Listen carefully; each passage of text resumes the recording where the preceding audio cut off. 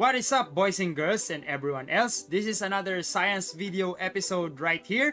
And for this episode, we will be going to talk about one of the most important biological processes in the female reproductive system, necessary for the continuity of life. Come join me today as we go over the step-by-step process of this important event, the menstrual cycle.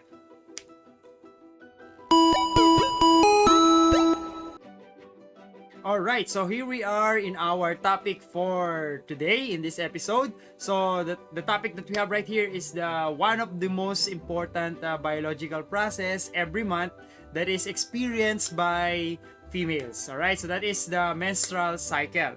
So what is a menstrual cycle and what is the importance of this one? Now, together with this lesson that we will going to have in this episode, I will also discuss right here the calendar method and how to use that one and what are the safe days for sex and what are the days that you will likely to get pregnant and how to avoid those days if you want to you don't want to get pregnant early.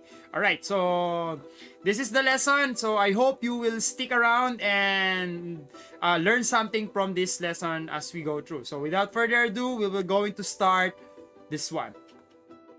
Alright, so we have here the word menstruation. Menstruation or the first thing that we were going to define is what is menstrual cycle. This is the cycle from the first day of your period down to the last day of your period. So this is the cycle. So what is this period? This is the menstrual bleeding or the vaginal bleeding that we have right here. So what is menstruation? Menstruation is a major stage in puberty. It happens around 8 to 13 years old.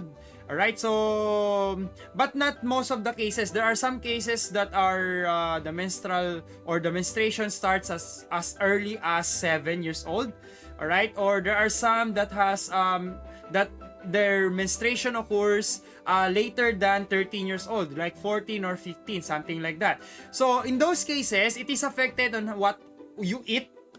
Okay, most of the time, your diet affects the occurrences of this menstruation that you have right here.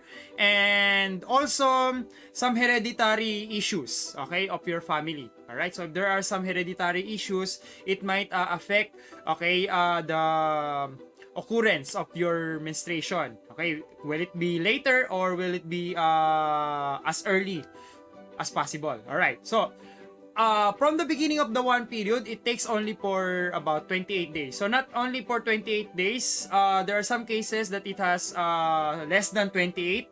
Alright, there are some cases that are more than 28.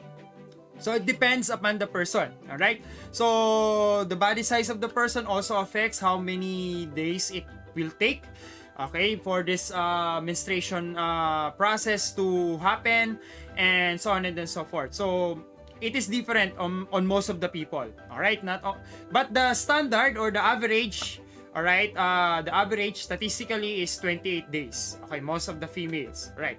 So in this menstrual cycle, we will going to discuss right here the step-by-step process that happens per day.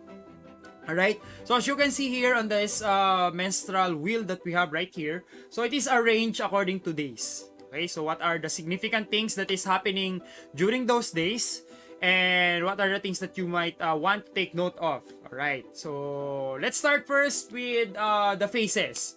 Okay, so there are 3 phases that we have right here. First one is the follicular phase, one over there. Okay, so the follicular phase, and we have the luteal phase. Okay, and we have the ovulation phase that we have right here. Alright, so first thing first, we have the follicular phase. Okay, so if you talk about the follicular phase, follicular phase has something to do with the follicle. So in short, this phase starts from the ovary.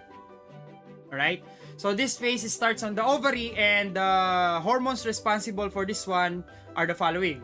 One is the follicle stimulating hormone from pituitary gland, and the second one is the estrogen. Alright, so the estrogen. So the estrogen is secreted in the follicles of the ovary. Alright, so the next part is the ovulation, which we will going to talk about later on. And the next one is the luteal phase. The luteal phase, from the word itself, luteal, means luteinizing hormone. or it has something to do with luteinizing hormone. So where is it located, or where's the luteinizing hormone secreted? All right, so if you don't know where it is secreted right now, the link is above this video. It's in there. All right, so about the hormonal system, so if you don't have any idea about that one, so you can click the link above. All right, so the luteinizing hormone is secreted in the pituitary gland. All right, and it targets one part of the ovary called the corpus luteum. All right, so the corpus luteum, so that is one part of the ovary, and this secretes the progesterone. All right, in this luteal phase, the progesterone is very important here. So later on, we will try to find out what other things or what other stuffs that might happen here. All right, so let's start first with the first day until to the 7th day. All right, so what happens during these days that you have? All right, so we have the first day of menstrual period happens on day 1. So when you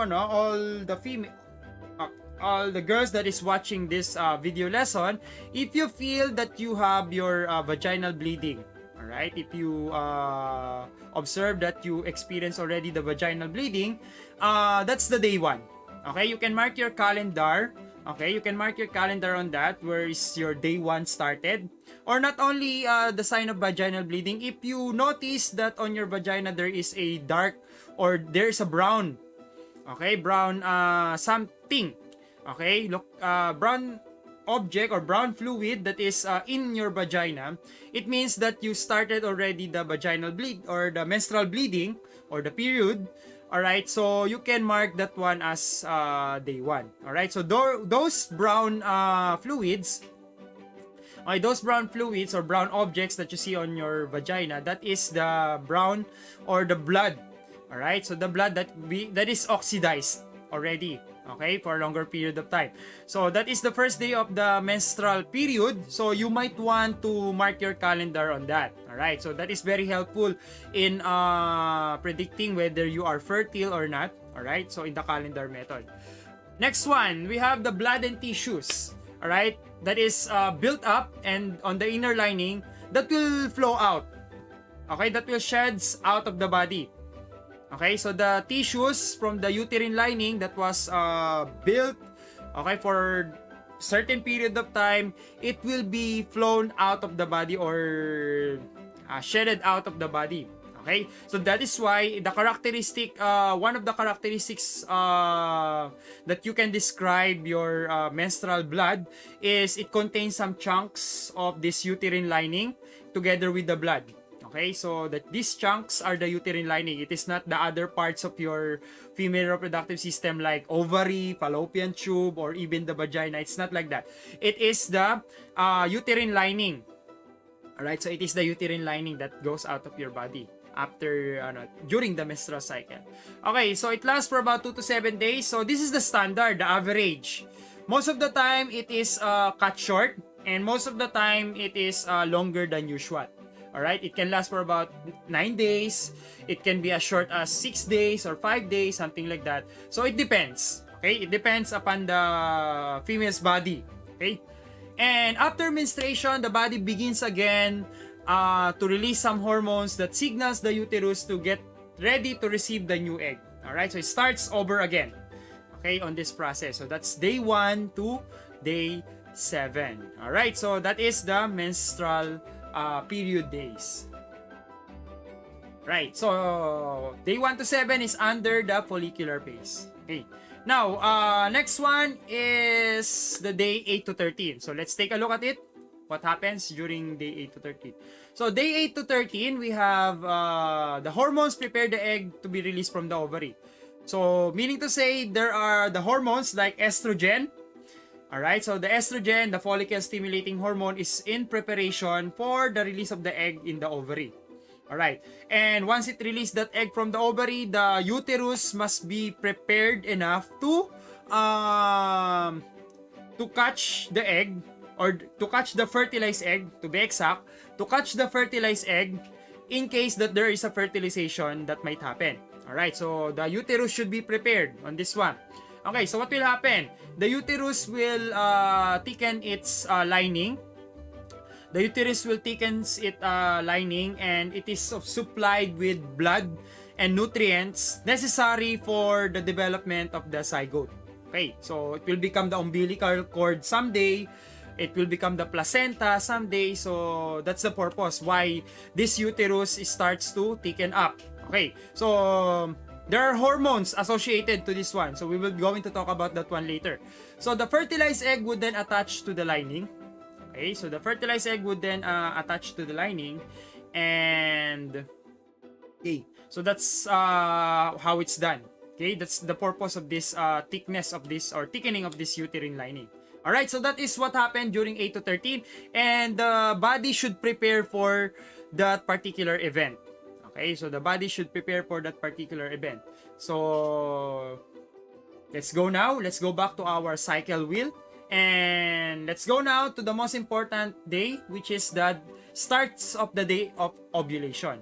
Alright, so it doesn't mean, disclaimer, it doesn't mean that day 14 is always the day of the ovulation. So again, it depends, okay, whether you are regular, when you are experiencing regular menstruation or irregular menstruation.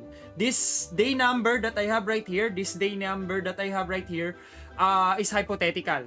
Okay, so I just assume that the start of your menstruation started on day 1, all right, or the first day of the month of on your calendar. So that is only an assumption. Okay, but it depends on your cycle. Okay, whether this day 14 will go to another set of dates, okay, on your calendar. Alright, so the day 14 is the day where the egg is released from the ovary. So we call it ovulation. That's the process. Okay, the ovulation is the process where the egg is being released to the ovary. Okay, and once it is released to the ovary, it goes to the next part, which is called the fallopian tube. Now, if you don't know the female reproductive system, before you watch this video, you should go there first. Okay, you should watch first the female reproductive system. So it is on the link above. Alright, it is on the link above this video. You might want to click that one and watch the female reproductive system part. So the egg will go to the fallopian tube, and it will stay there, alright, for 24 hours. Okay, so take note of this one. The egg will stay on the fallopian tube, alright, so for 24 hours after ovulation. Alright, so that is 24. Sometimes it can exceed around 32 hours. Alright, so it can stay there, so on the fallopian tube. Now, the thing here is the sperm stays on the fallopian tube for 7 days. So if you have a sperm swimming on the fallopian tube and it goes right there, it will stay for around 7 days waiting for the egg. Okay, so in this scenario, okay, so I will generate some scenario. In case the sperm went first on the fallopian tube and didn't encounter the egg there, it will stay there for 7 days until the egg comes out. All right. Now, another scenario, if the egg stays there and the sperm is not there, you have 24 hours. All right. So you have 24 hours for the sperm to reach that part in order to fertilize the egg. So that's the another scenario. Okay. So those are the two scenarios that might happen. So you might want to do your sexual intercourse in the right timing. Okay? If you want to conceive a child, or if you want to get pregnant, your sexual intercourse should have a right timing with the ovulation, okay, for the female. So there are times that the egg and sperm do not meet. Alright, there are times that the egg and sperm do not meet due to the fact that the egg is already been disintegrated, or the sperm died out before the egg comes out. Alright, so the ovulation has a duration of 7 days.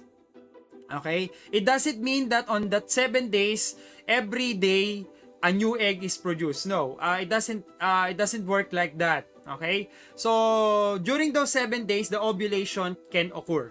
Okay, so whatever days the ovulation or the egg can be released from the ovaries, the duration is until 7 days only. Alright, so until 7 days. So the egg will be released from the ovary. Okay. Alright, so that is the day 14. And more about the ovulation. So, okay, so the one that I'm showing you right here, this is the ovarian cycle. Now, ovarian cycle is different from menstrual cycle. Ovarian cycle is associated with the egg. Alright, so this is associated with the egg. So, when we talk about the menstrual cycle, that is the uterus. Okay? The concern of the menstrual cycle is more about the uterus, not the egg. Okay, so the ovarian cycle starts from the primordial follicle that you have right here, and it goes on this path, and it ends on the fallopian or the ovulation. Okay, it ends up on this part called ovulation, and once the egg is on the fallopian tube, that's the end of your ovarian cycle. Okay, in the ovarian cycle, there are hormones that are also involved in the said process. Okay, now we have it right here. That's the end, which is the ovulation, and some maintenance work will be done by the corpus luteum that is over here. And if there is no pregnancy, after 1 month, this corpus luteum will disintegrate. Okay, so it will be disintegrated, and if there is a pregnancy, it will stay there for 9 months. Okay, so it will stay there for 9 months for the maintenance of the uterine lining. Okay, so that is the ovarian cycle. So, counterpart on that, we have here the menstrual cycle. So, the menstrual cycle focuses on the thickness of the uterine lining. The cycle of thickness, shedding off of the uterine lining. So, the one that you have right here. So, as you can see here, it will thicken, it will shed off, it will thicken again one more time, and then shed off. So, the cycle continues for 28 days. Alright, so the cycle continues every 28 days. So, that's the difference between menstrual cycle and ovarian cycle.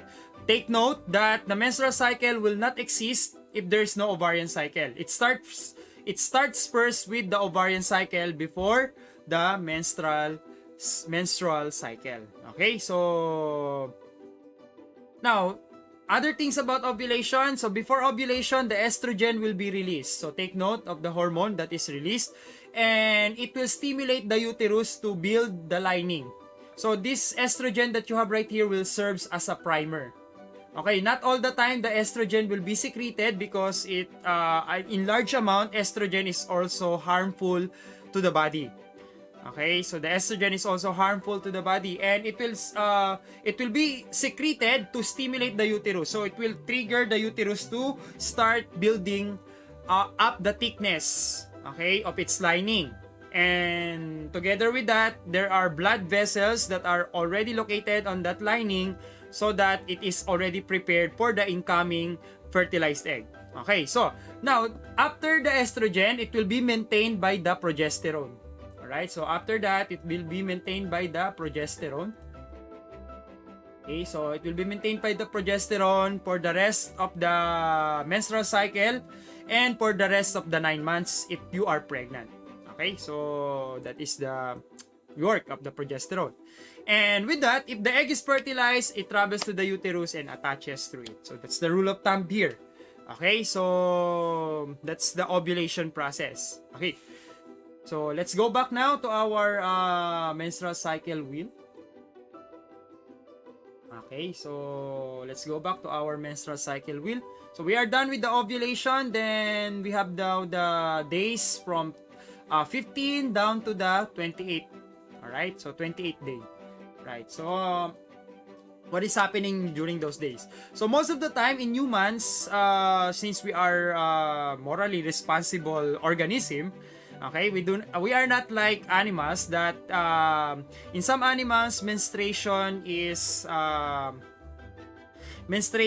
the sign of mating period. Alright, so mating season. Okay, so in humans we are morally responsible, so most of the time the egg is not fertilized. Okay, so because we don't want more offspring. Okay, we don't want more offspring, something like that. So most of the time the egg is not fertilized, then the egg will be dissolved out of the or in the body. Okay, It will be dissolved in the body, and the uterus no longer needs extra blood and tissue. So what's the purpose of having the uterus? What's the purpose of having the thickened uterus if you don't have a fertilized egg? So it will be disintegrated also. It will be shedded off out of the body. All right, and the menstrual cycle starts again on day 1. Okay, so it starts again, and that's how this menstrual cycle works. Okay, so the first importance of the menstrual cycle. Okay, so why do we have menstrual cycle? Actually, menstrual cycle happens also on other animals like dogs, cats, bat, elephant shrews, and our cousins, the primates. These primates also has menstruation. Alright, but in humans, the menstruation is much longer than in other animals. Okay, so for some purpose. Number 1, okay, so there are 2 reasons. So I'll give the first one. So the first reason is for selection. Okay, it is for the selection of worthy eggs. Okay, worthy embryo. Okay, so the reason why we have menstruation is for the selection of right embryos. Okay, so that's the reason why if you recall the roulette that we did on the female reproductive system, you see that if we put our money, okay, if we bet all of our money in one number, that is a high risk bet. That is a high risk bet, but higher price. Okay, it's the same way that we have right here. Okay, it's the same way that we have right here. Now, in order to check if the egg is worthy or selectively worthy, something like that. So, menstrual cycle is there to check it all out, and if it is not worthy, it will be disintegrated and the menstrual cycle will do the work. Okay, so that's the first reason. Okay, so selective evolutionary selection. Okay, selection process to be exact. Okay, so what is the survival? Where's the survival happens? The survival of the egg happens after fertilization. Okay, so after fertilization, remember that the price here is to produce the offspring. Okay, so the egg should have greater chances of survival. That's why we place all the bets there. So the bets represents the nutrients that will make the egg survive after fertilization, okay, and develop this offspring. Okay, develop this offspring without any problem at all. Okay, so that is day 15 to 28. All right.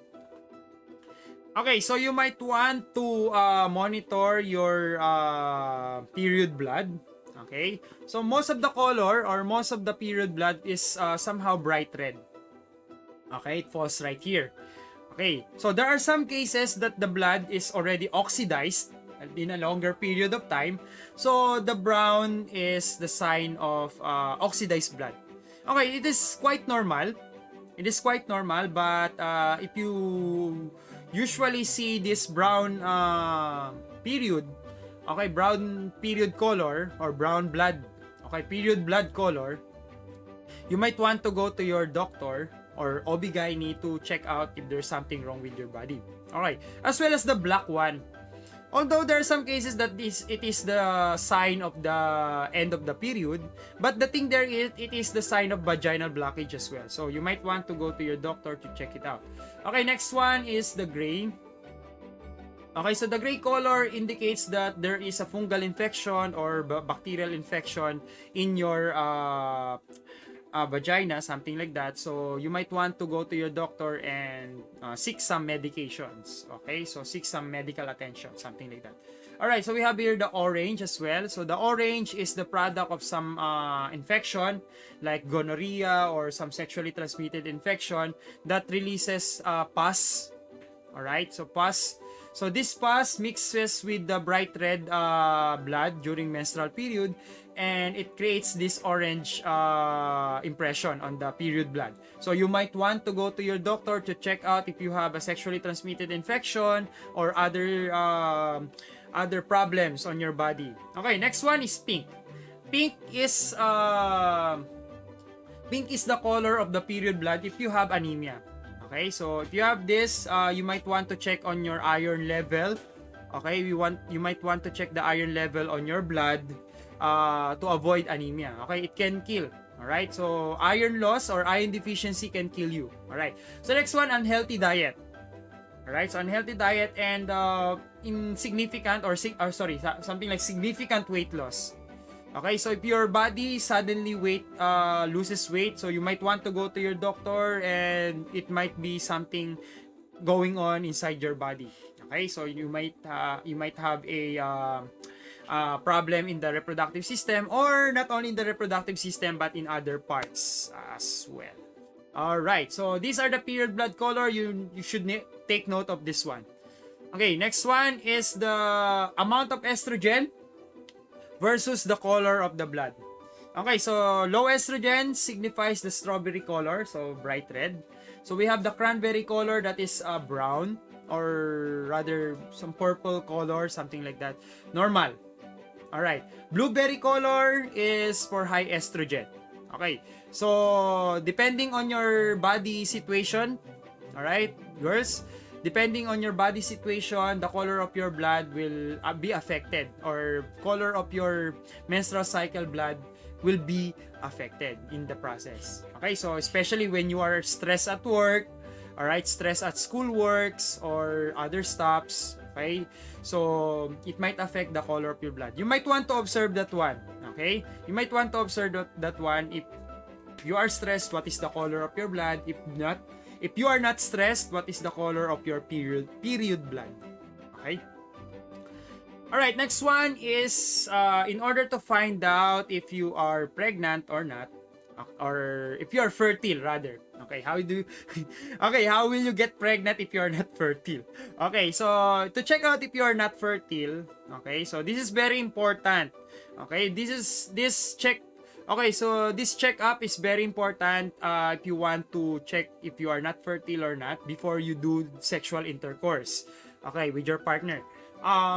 First one, on day 1 to 3, we have the dry phase. Now, if you put your finger on your vagina and then notice that there are no fluids and you notice some dry outs on it, there's no moisture or anything or any fluid at all, meaning to say that is the dry phase of your vaginal secretion.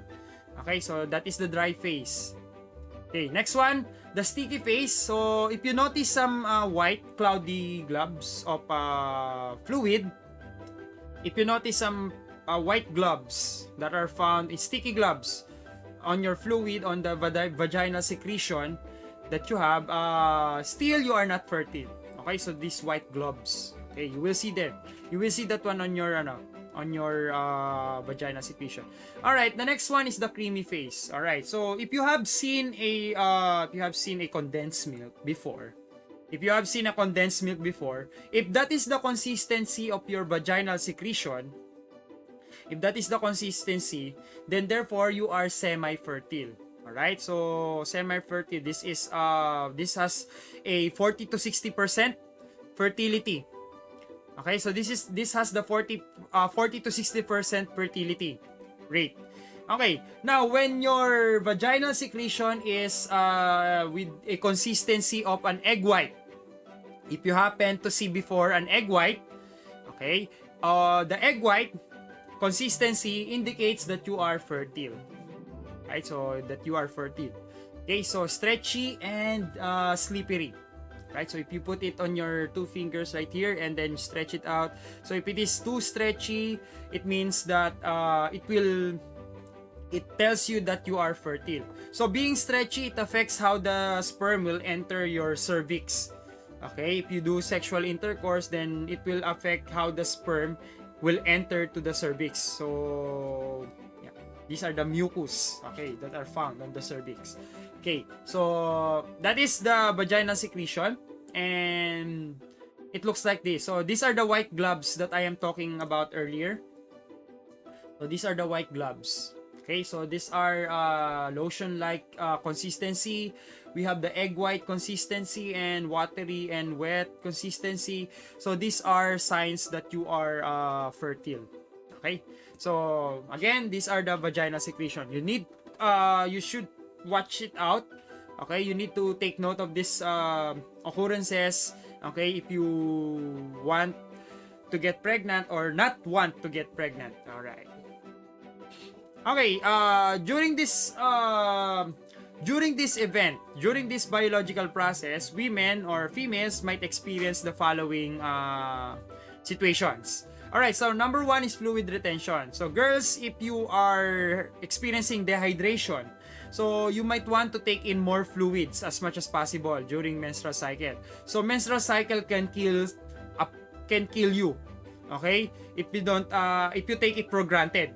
Okay, if you take it for granted, it can kill you. So you might want to constantly dehydrate yourself, okay, with some fluids, okay, so to avoid dehydration. Next one is cramping. All right, so during menstruation, a lot of prostaglandins, these are pain hormones. These prostaglandins are being secreted to the pituitary gland. Alright, so it is secreted on the pituitary gland and triggers this cramping sensation during menstrual cycle. And what is noticeable here, okay, what is the noticeable here is the cramping is the sign of, this is the sign that your menstrual period is already coming. Okay. Next one is mood swings. Okay. So mood swings are indicator that the menstrual cycle is already occurring. Okay, so boys, you might want to take note of this one. All right. So next one, weight gain. So there are some people who eats a lot during menstrual cycle. All right, during the time that they have their period, they eat a lot. Okay, so they eat a lot. So next one is breast tenderness. So there are times, or there are some situations that the breast of females are getting it becomes hard. All right, it becomes hard and erect due to some effects of the hormones, okay, during menstrual cycle or during menstrual period. All right, diarrhea and constipations are one of the rare occurrences that you might encounter. So okay, you might want to bring some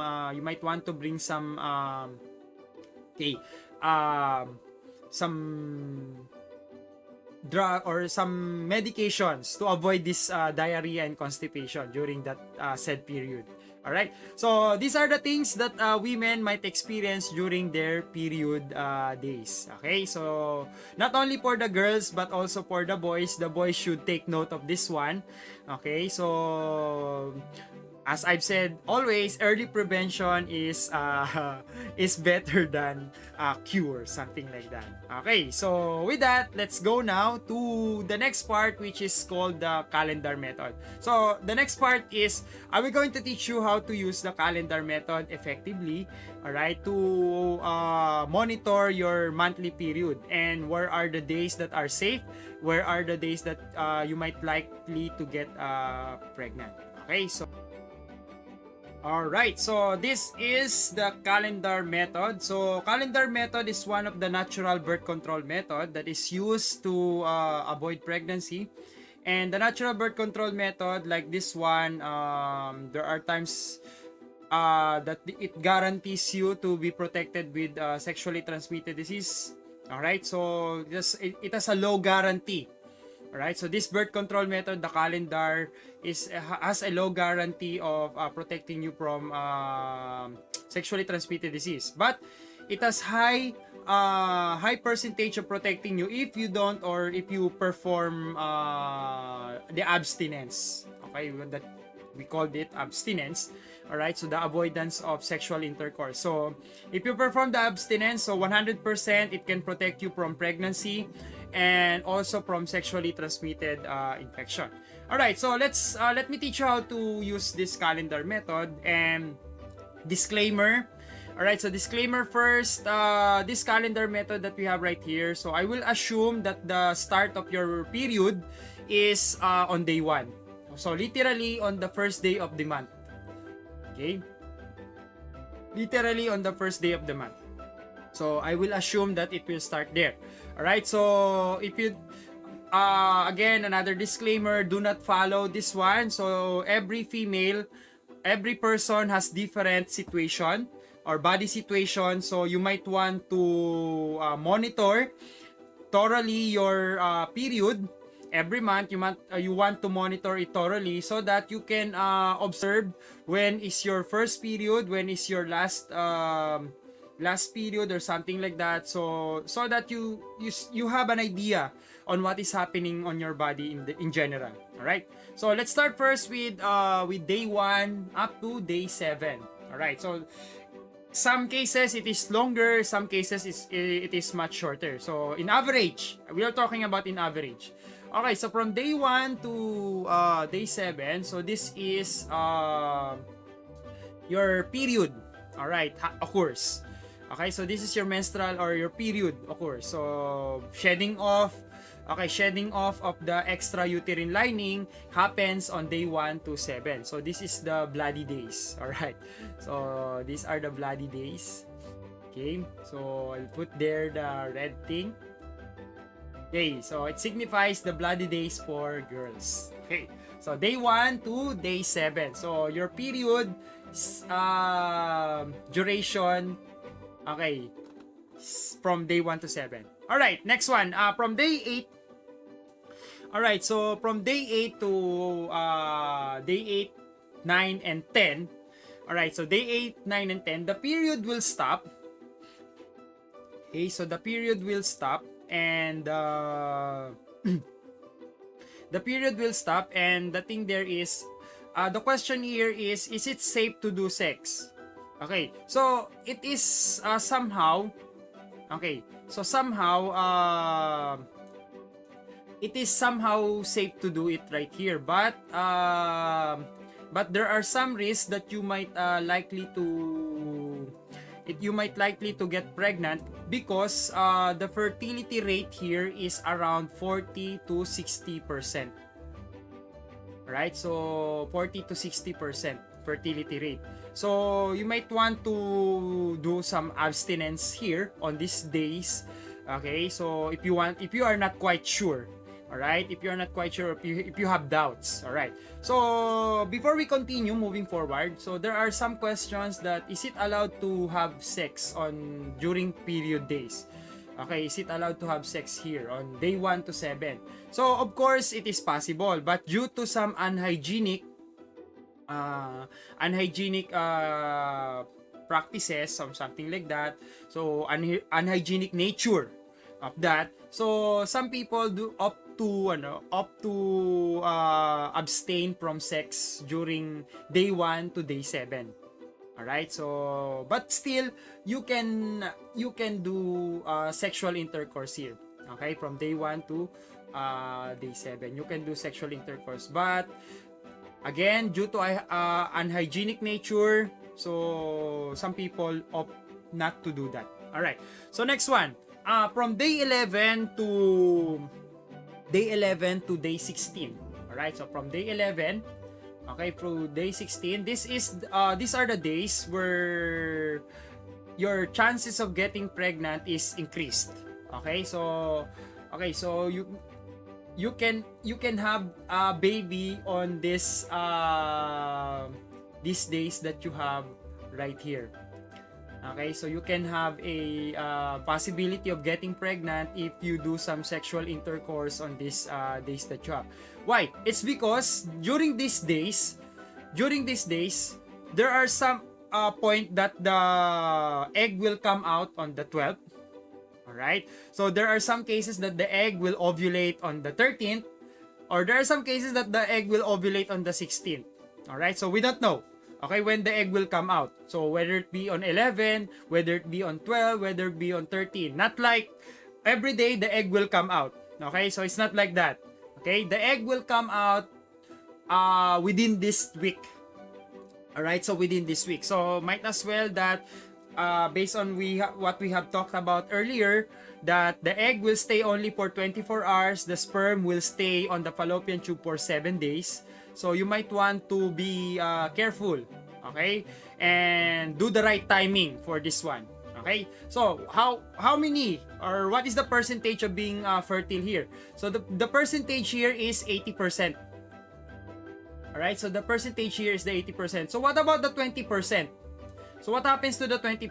The 20% is your chance. Okay, the 20% is your chance that if you missed out the egg entirely. Okay, so this is the 80% here is the winning rate. The 20% is that you missed the egg entirely. Okay, so you missed the egg because it is disintegrated earlier than usual or so on and so forth. Okay, so that is 11 to 16. So again, this is case to case basis situation. So it might work on you, but in some people it cannot. This assumption that I have right here, it cannot work as for them. All right. So next one, the day 17 to 19. Alright, so the day 17 to 19 is, we can say that it is a sex day. Alright, so something like that. Okay, so you and your partner can do sexual intercourse right here. Okay, but the percentage of getting pregnant here is 40 to 60%. Okay, so the percentage of getting pregnant here is 40 to 60%. Again, if you have doubts, you can opt to do some abstain. You can abstain doing sexual intercourse on these dates. Alright, so the most safe days that we have right here, is the... Okay, so the most safe days that we have here is from the day 20. Alright, so from the day 20 until the day 28. Alright, so why I didn't include the 29th? Because it might likely that this is the start of your first day of menstruation. Alright, so I don't know. So again, disclaimer on that. Okay, so from day 20 to day 28, so this is the safe days to do sexual intercourse. So safe days. Right, so these are the safe days because the possibility of getting pregnant on these days that you have right here is 0 to 5%.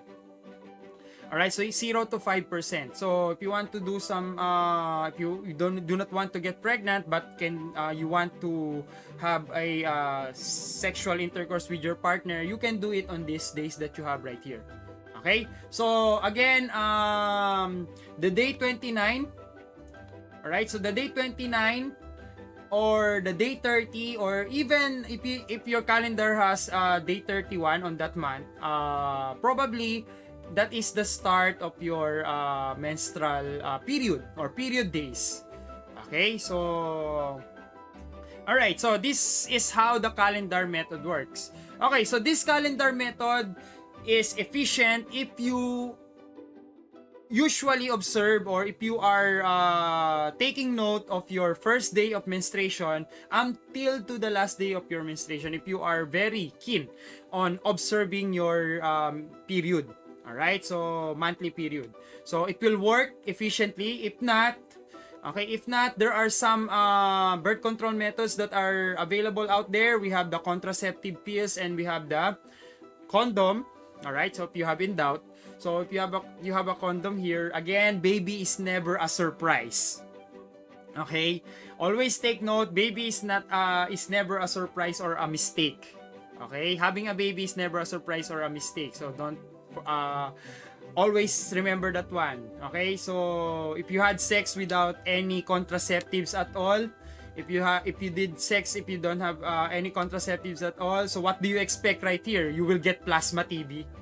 Alright, you will get a computer, okay, by doing that. So no, alright, so a baby will always comes out, okay, if you don't use any contraceptive methods, okay, for that when you are doing sexual intercourse. So always, if you have in doubts with this one, use artificial or contraceptive method. Okay,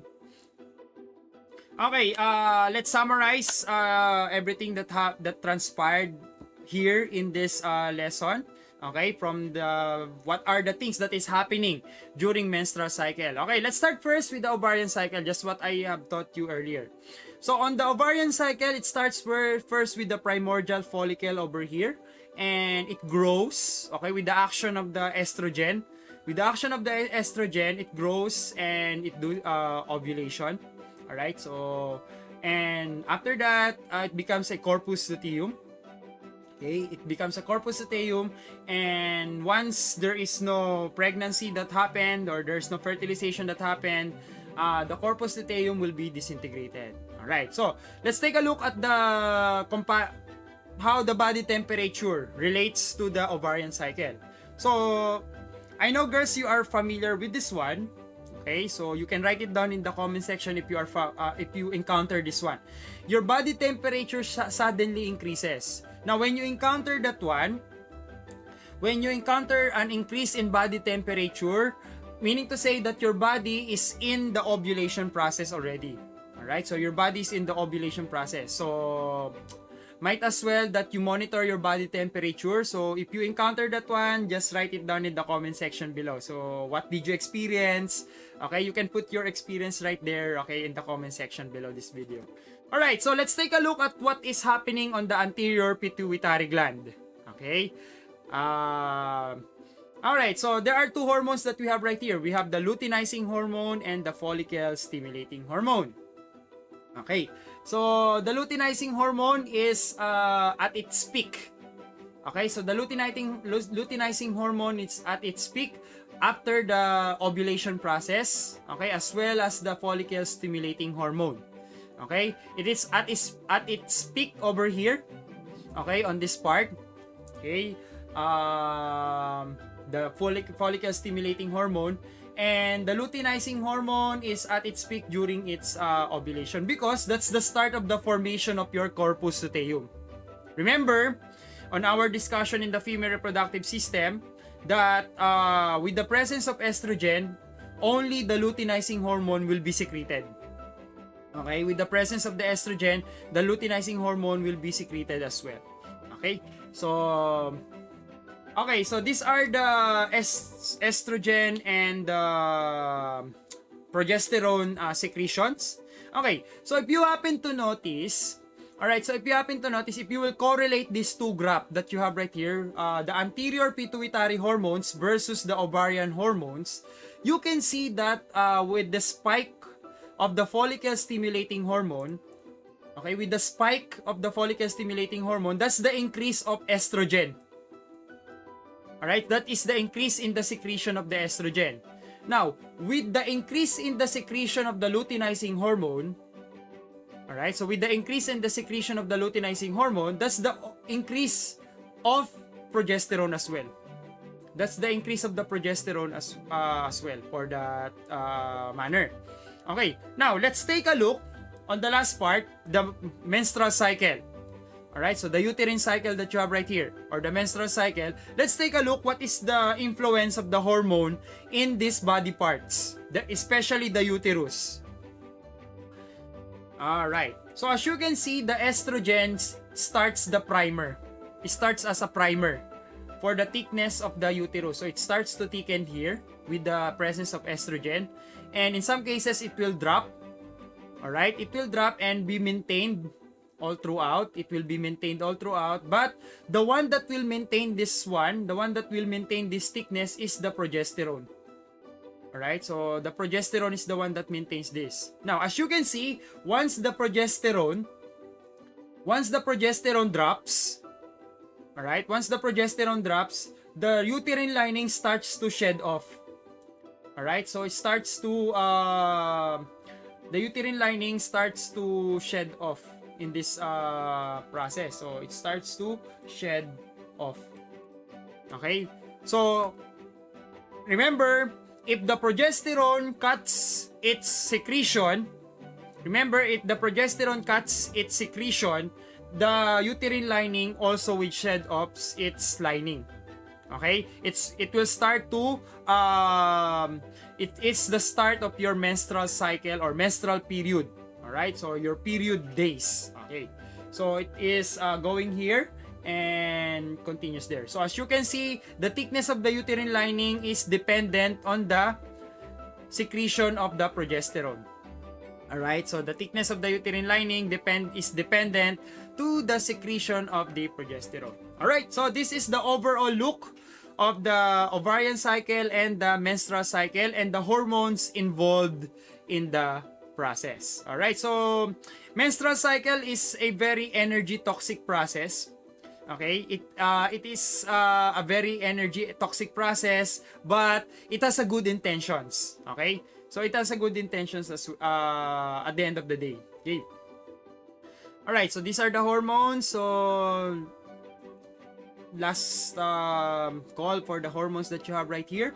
Again, the follicle stimulating hormone and then the luteinizing hormone are secreted in the pituitary gland, and the estrogen and progesterone are secreted in the ovaries. Okay. All right. So these are some memes. You might want to use some memes in order to understand how this menstrual cycle works. So ovary makes progesterone. The uterus, there's no sperm there. But look, it has a glandular tissue and spiral arteries, then sheds endometrial lining, and then the ovary will not stop the ovary to continue the whole process. Okay? The menstruation will only stops if the female is already at the age of 40 and above. Okay? It will start to decrease. The menstruation cycle will starts to decrease its occurrences once the female is in age 40 and above. Okay? So remember, the eggs are finite in number. Alright? Remember, the eggs are finite in number. Okay? Okay, so what if?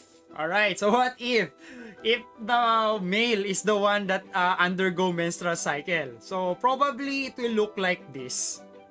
Okay? Probably it will look like this. So fortunately enough that males do not have this kind of biological process. It's only the female. Now, what is the purpose? Okay, so what is the second purpose of menstrual cycle? What is the second purpose? Why menstrual cycle has a good intentions at the end of the day? Number 2 is since it filters out, okay? Since it filters out good and bad embryos, the thing there is human body is not designed to absorb bad zygotes. Alright? Our body is not designed to absorb bad zygotes. Unlike in other animals like the kangaroo, the bat, cats, or even other primates, okay, they absorb the zygote if it is unworthy. Okay, it degenerates and then absorb it by the body. But in humans, it is not possible. It will create a lot of negative effects. Alright, so it creates a lot of negative effects, especially in the female's body. Alright, so the tissues around the female reproductive system will be affected. So that is why the menstrual cycle is very important, or this menstrual bleeding is very important in that particular scenario.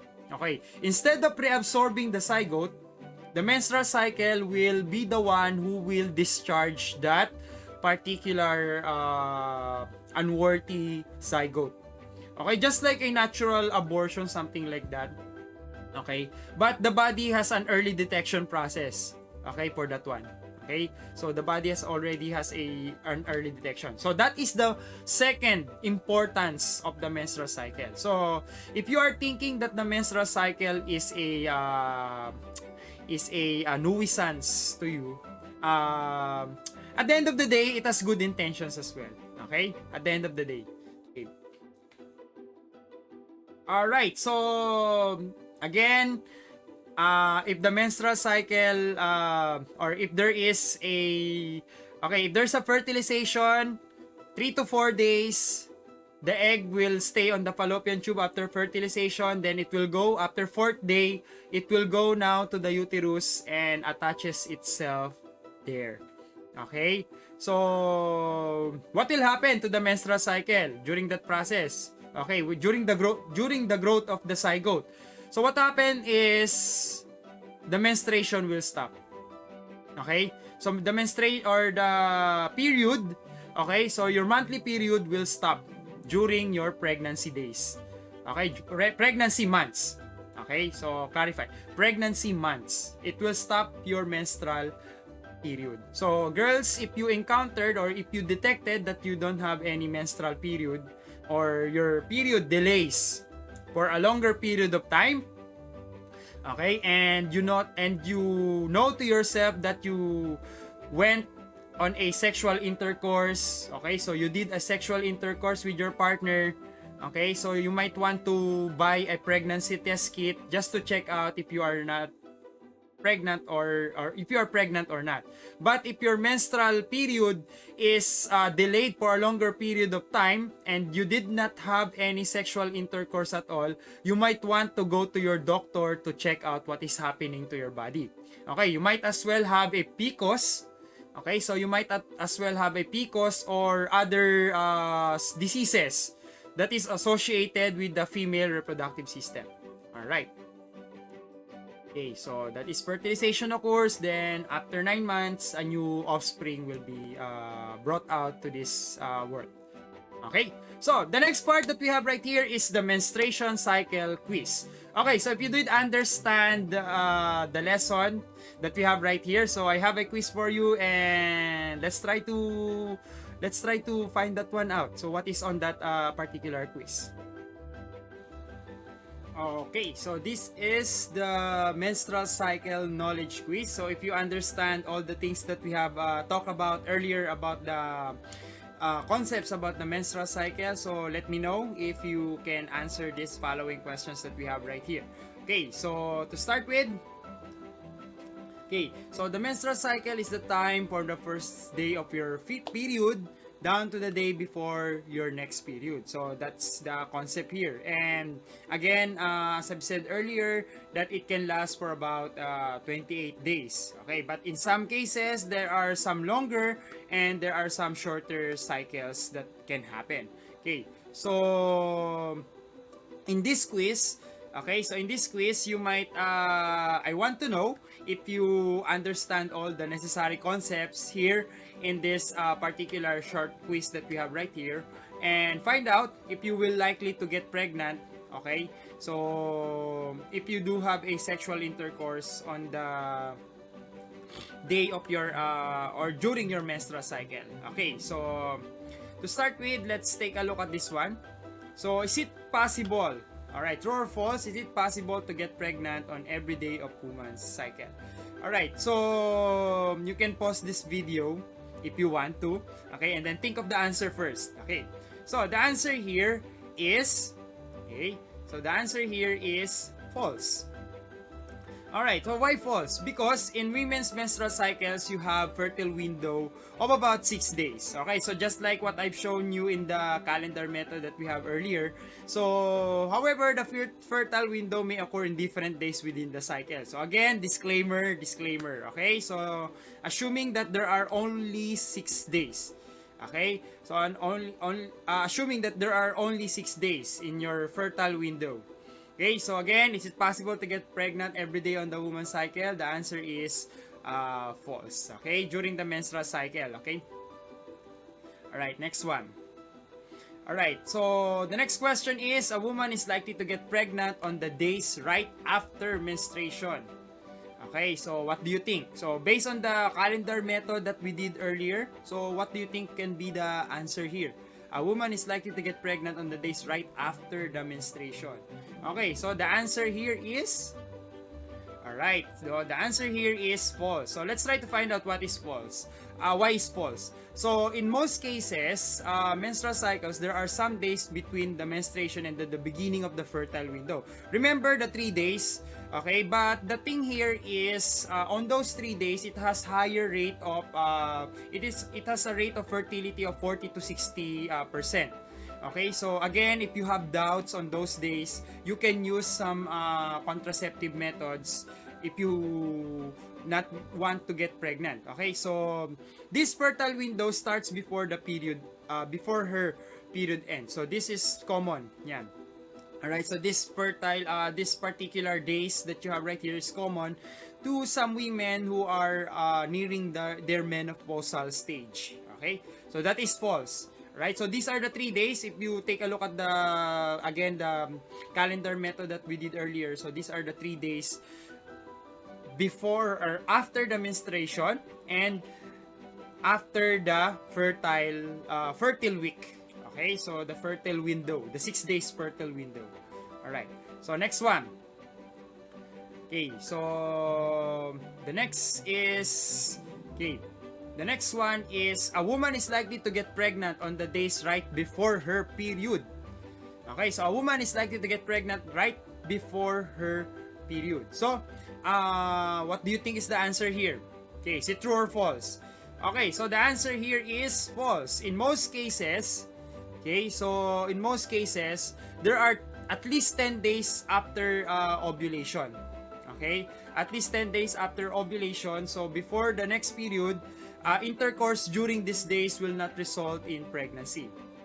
Okay, it will not result in pregnancy. So remember, okay, remember that after the ovulation, there are 6 days. Remember, starting from day 14 up till until day 18, or something like that. And then after day 18, there are days now that are considered to be safe. Okay, they are considered to be safe. So, if the question here is right before, alright, right before her period, so definitely the answer here is false. Before the period, right, so it is safe days to do sexual intercourse. Okay, so next one.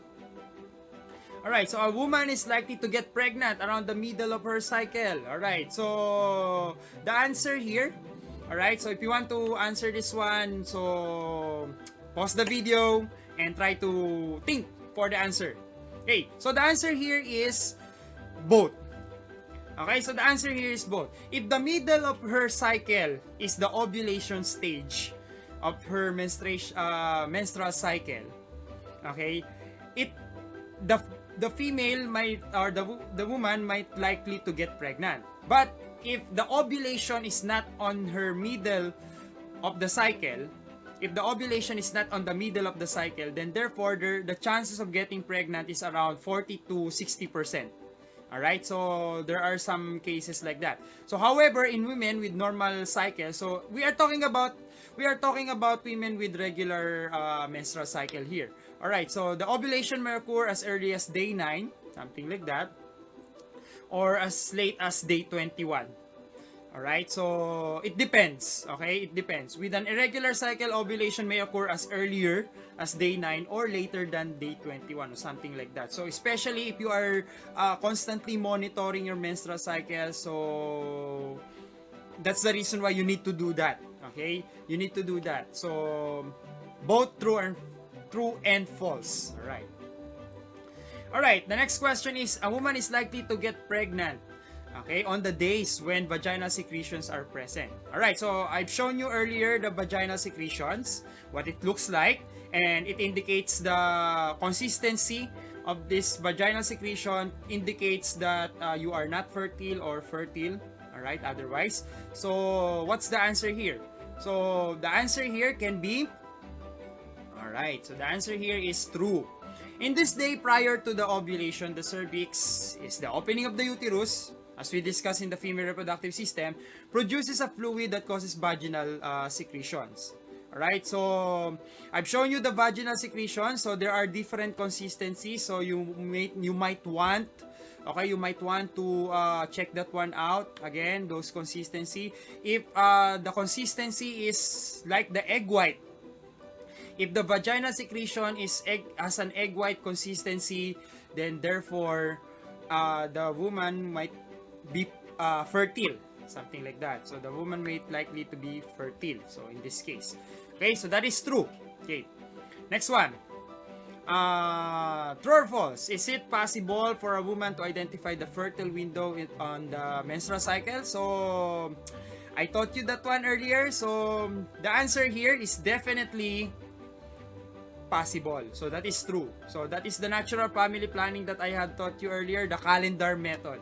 Okay? All you need to do there is to constantly monitor your menstrual or your period cycle.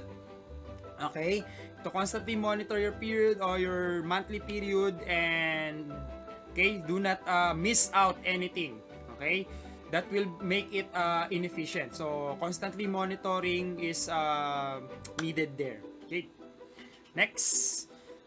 Okay, next.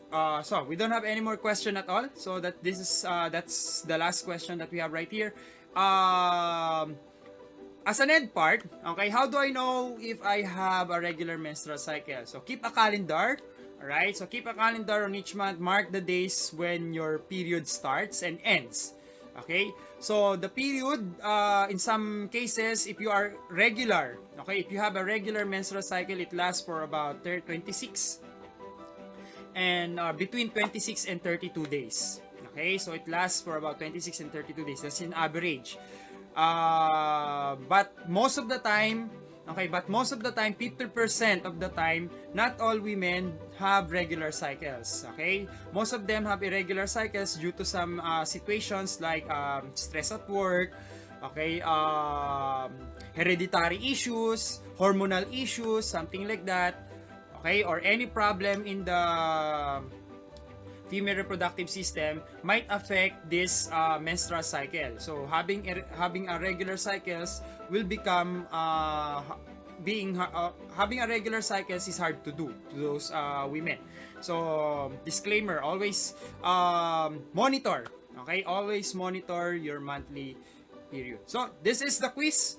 Okay, so if you answered all the quiz that you have right here, if you answered them all correct, so write something on the comment section. Okay, if you have questions on this quiz, you can write it down in the comment section below this video.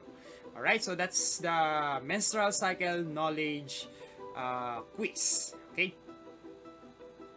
And that ends up our topic for this video lesson. I hope you'll be able to get value on the topic we discussed today. And if so, don't forget to like this video. If you have some questions, suggestion, write them down in the comment section below this video. It will help me a lot in the algorithm for my YouTube channel. Most importantly, don't forget to subscribe to my channel, hit the notification bell for you to be updated with more science video lessons in the future. I'll see you next time, everyone. Enjoy learning. Stay safe. Peace out.